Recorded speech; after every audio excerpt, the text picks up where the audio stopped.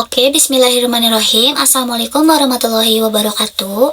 Perkenalkan, nama aku Denisa Nuraini, biasa dipanggil Denisa. Aku dari Prodi Hubungan Masyarakat. Mungkin Bapak juga udah tahu nama panggilan aku Denisa di kelas, tapi izin memperkenalkan diri sedikit seperti hobi, karena sebelumnya kita belum memperkenalkan diri kita gitu, masing-masing di kelas. Hobi aku itu traveling, nyanyi, terus kulineran, suka baca novel, dan juga aku suka make upin karena aku juga suka ikut mama, pernah jadi wedding organizer juga, dan biasa make upin bridesmaidnya gitu. Selain itu juga aku menyukai hal-hal baru dan suka sosialisasi dengan banyak orang. Yang aku lebih sukanya, aku menyukai dunia musik, fashion, dan fotografi. Nah, aku di sini bakalan sharing atau cerita sedikit tentang apa sih yang aku dapetin selama 1 semester ini tentang mata kuliah PR Campaign gitu. Dimulai dari awal belajar sama Bu Mei, lalu sekarang sama Bapak. Nah, sebenarnya belajar sama Bu Mei itu bukan semester 4 aja, tapi dari mulai semester 2 dan 3. Karena dari semester 2 itu aku belajar mata kuliah advertising sama Bu Mei, dan di semester 3 juga belajar PR event sama Bu Mei juga. Jadi kayak udah tahu gitu belajar sama Bu Mei itu kayak gimana. Nah, langsung aja masuk ke pertemuan PR campaign di semester 4 sama Bu Mei. Awalnya tuh kita tuh kayak belajar dulu ngebahas apa sih kampanye itu. Lalu ada dikasih tahu ada 3 jenis kampanye, yaitu produk, kandidat, dan sosial. Lalu yang pertama itu kita harus menentukan dulu gitu tema dari si kampanye kita tuh mau apa. Lalu dari situ tuh ada pesan atau strategi pesan, dan selanjutnya itu ada analisa pesan atau visual, yaitu kita harus mengenali target audiensnya dulu siapa, karena waktu balik lagi waktu kita di advertising juga, sebelum kita bikin iklan tuh harus mengenali target audiens kita tuh siapa gitu. Apalagi kita harus mencakup size-nya juga gitu, sosioekonomi statusnya. Lalu ada 5W1H-nya gitu, mencakup what, where, who, when, why, sama how-nya gitu. Lalu dalam kampanye juga kita harus mengetahui kayak pengetahuan, sikap, dan keterampilan dari si masyarakatnya. Lalu kita juga harus nyari kayak latar belakang audiens atau pesan kampanye. Lalu kita tuh mau kayak nyebarin kampanye itu mau melalui media massa atau media sosial juga gitu.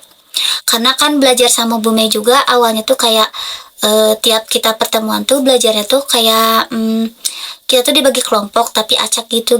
Terus tiap pertemuan tuh per kelompok tuh dikasih tugas, lalu kita presentasi gitu. Terus kita tuh harus milih contoh kampanye per kelompoknya, lalu kita presentasiin gitu.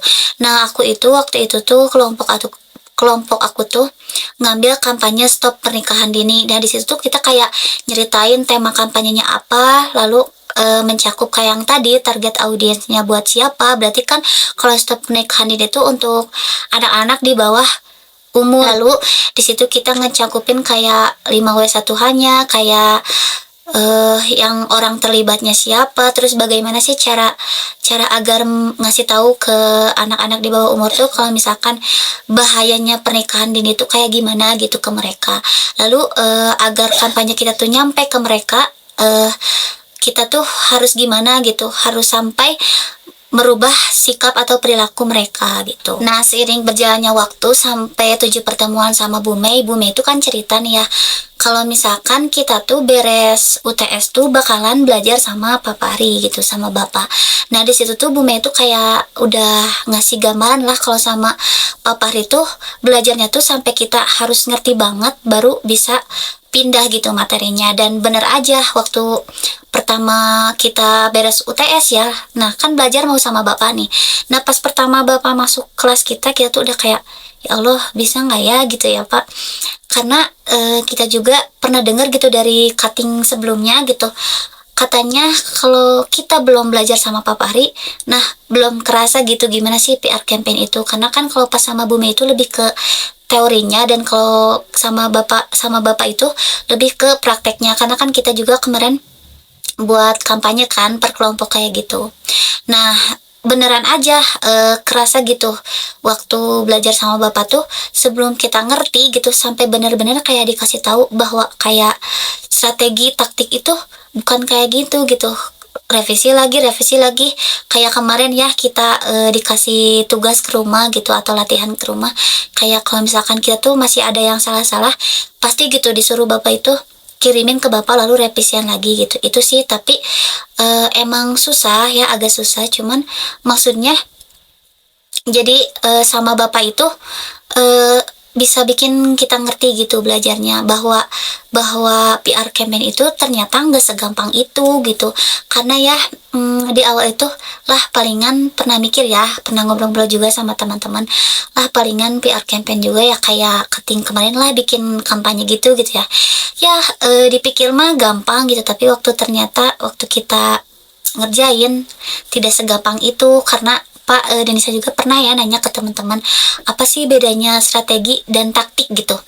Nah, mereka tuh ternyata nggak bisa bedain gitu. Tapi Denisa juga dulu pikir Denisa itu emang strategi taktik itu sama aja gitu. Tapi ternyata waktu belajar PR campaign itu beda banget gitu. Strategi yang tidak terlihat dan taktik yang terlihat itu sih. Kerasa banget pokoknya belajar sama Bapak, ya bikin kita ngerti aja gitu. Kesimpulan menurut Denisa dari SWOT analisis itu metode perencanaan strategis yang digunakan untuk mengevaluasi SWOT, strength, weakness, opportunity, dan threats, atau proses pengambilan keputusan strategis dimulai dari pengembangan misi, visi, tujuan, strategi, dan kebijakan perusahaan. Karena dari pertama kita pertemuan pun Bapak tuh kayak langsung ngasih teori tentang SWOT analisis gitu.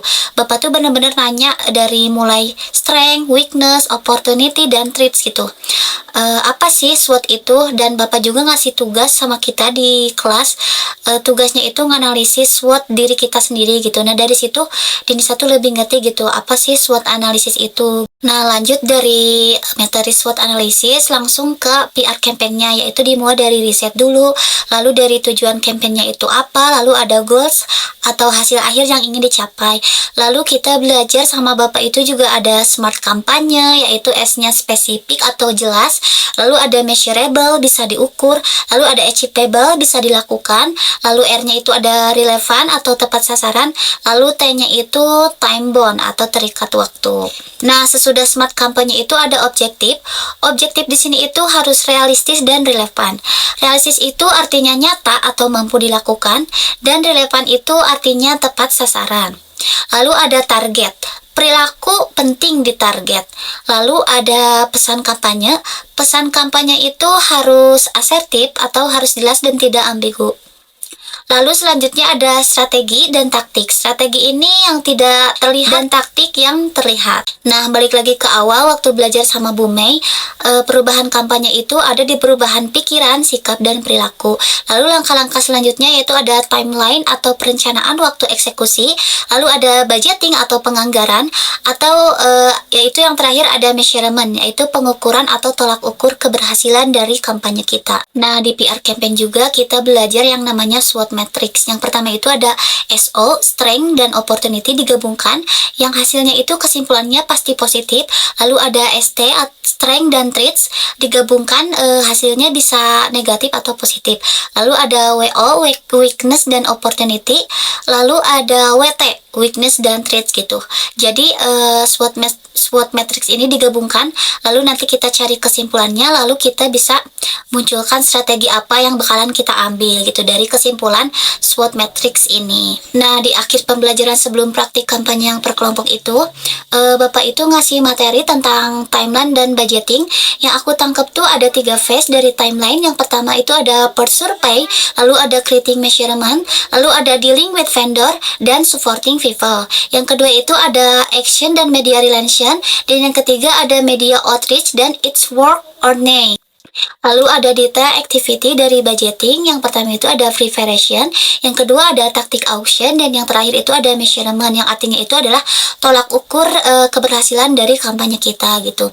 Lalu ada pesan sama kesan waktu belajar sama Bapak itu. Kesannya tuh yang pertama tadi di awal itu deg-degan karena dengar kata Bu Mei juga, sama Bapak tuh belajar sama Bapak tuh benar-benar kayak serius gitu, meskipun ada bercandanya tapi kita tuh harus benar-benar ngerti apa yang Bapak sampaikan gitu. Kalau misalkan kita belum ngerti, Bapak itu sampai kita ngerti benar-benar ngasih tahu gitu bahwa itu tuh bukan kayak gitu gitu. Tapi itu pun membuat jadi tantangan ya buat aku, karena kalau semisal kita enggak belajar sama bapak, mungkin Denisa sendiri juga gak bakalan sengerti itu gitu tentang PR campaign, karena balik lagi yang tadi bapak itu kayak ngasih tantangan buat kita tuh bener-bener ngerti gitu. Dan emang ternyata PR campaign tuh gak segampang itu gitu, karena kemarin juga kan waktu kita praktek kampanye ya kelompok Denisa Parkir Tertib, itu tuh di awal kita rapat bener-bener kayak diskusi, kita nyari smart objektif, strategi, taktik semua, dari satu taktik sampai 12 taktik itu bener-bener kayak pusing banget gitu mikirin kayak ini tuh gak nyambung sama ini tuh harus nyambung ke smart objektifnya gitu. Lalu waktu di hari hanya juga, waktu di posisi nasionalnya juga, eh dari pagi itu kita ada grand opening pose nasional, karena itu yang ngisi acaranya anak Himasi, kita juga gitu bener-bener harus mikirin juga gitu, karena habis grand opening itu bakalan eksekusi PR campaign dari parkir tertib gitu. Dan ternyata emang gak segampang itu, kita harus kayak per taktiknya yang kemarin yang kita bikin gitu, kayak harus ngajakin senam parkir politeknik sepoliteknik AP3I gitu, harus bagi-bagi permen, kayak bagi-bagi stiker gitu yang ada pesan kampanyenya yang udah kita buat gitu. Lalu waktu senam itu kita harus orasi juga, terus waktu posisi nasional juga kita harus kayak meseng banner kan di setiap spot kita gitu, karena di posisi nasional itu kita ada di 3 tempat, yaitu di kampus, terus gor dewa sama gor futsal gitu. Nah di situ tuh kayak kita tuh harus benar-benar sosialisasi gitu, ngasih tahu bahwa kita tuh lagi ada kampanye parkir tertib. Begitupun teman kelas yang lain yang kampanyenya Tumbler sama Modis gitu. Nah dari situ tuh sempat mikir ya, oh berarti kita tuh gak boleh nyepelein ya gitu sama PR campaign itu, karena kita juga ngerasain kemarin gitu, termasuk aku dari awal kita ngebangun tema kampanyenya, dari awal kita bikin taktik per taktiknya sampai ke tahap eksekusinya gitu. Jadi pokoknya intinya banyak banget kesannya dari mata kuliah saya PR campaign ini, banyak yang bisa diambil gitu, karena bisa ngambil hikmahnya juga gitu. Kan PR campaign ini berkelompok, nah kita tuh kayak bener-bener harus sefrekuensi gitu, harus sepemikiran bahwa ini tuh nyambungnya sama yang ini gitu, bisa berdiskusi lah pokoknya, bisa teamwork juga gitu sama teman-teman sekelompok. Terus kemarin juga nih yang terakhir sekarang yang uasnya juga itu tentang kampanye juga gitu. Nah dari apalagi ini gitu ada dari 18 taktik. Nah kembali lagi kayak kemarin gitu, dari awal smart objektif yang kayak gitunya, dari taktik 1 sampai taktik 18 itu tuh kayak bener-bener mikir gitu, dari 3 orang per kelompok itu gitu. Pokoknya kesannya menarik banget, seru banget belajar sama bapak, meskipun deg-degan tapi bikin kita paham gitu. Lalu pesan Denisa buat bapak itu, semoga bapak sehat selalu, panjang umur, banyak rezekinya. Terima kasih udah ngajarin Denisa dan teman-teman. Maaf kalau misalkan Denisa sama teman-teman ada salah kata gitu sama bapak, atau agak pusing ya pak, karena bolak-balik ke depan ke bangku, ke depan ke bangku buat revisian gitu. Pokoknya makasih banyak buat bapak atas ngajarnya bapak selama ini. Lalu aku tunggu buat adik kelas ngerasain revisinya, karena emang menariknya tuh di situ gitu PR campaign sama bapak tuh. Oke, mungkin cukup sekian dari Denisa. Terima kasih. Wassalamualaikum warahmatullahi wabarakatuh.